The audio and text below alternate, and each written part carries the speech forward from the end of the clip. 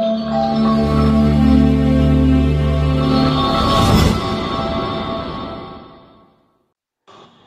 Sports federation আয়োজিত final match অনুষ্ঠিত হলো কলকাতা ফেডারেশন মাঠে। এই ফাইনাল ম্যাচে মুখোমুখি হয়েছিল ওয়েস্ট বেঙ্গল আর্ম ফোর্স বনাম কলকাতা পুলিশ ডাইরেক্টরেট। ফাইনাল ম্যাচে কলকাতা পুলিশ ডাইরেক্টরেট 1-0 গোলে পরাজিত হয় ওয়েস্ট বেঙ্গল আর্ম পুলিশের কাছে। খেলার প্রথমার্ধেই একমাত্র গোলটি হয়, যা কলকাতা পুলিশ ডাইরেক্টরেট আপ্রাণ চেষ্টা করেও খুব সুন্দর ফুটবল উপহার দিলেও গোল পরিশোধ করতে না পারার সুবাদে 1-0 গোলে পরাজিত হয়ে বিজিত হয়েই তারা সন্তুষ্ট থাকেন। অপরদিকে ওয়েস্ট বেঙ্গল আর্ম পুলিশ তারা বিজয়ী শিরোপা অর্জন করেন এবং সুন্দরভাবে ম্যাচটি হওয়ার জন্য পপি স্পোর্টস ফেডারেশন সকল খেলোয়াড়, রেফারি এবং দুই দলের কর্মকর্তাদের শুভেচ্ছা জানান। হাওড়া থেকে সুজিত নস্করের রিপোর্ট।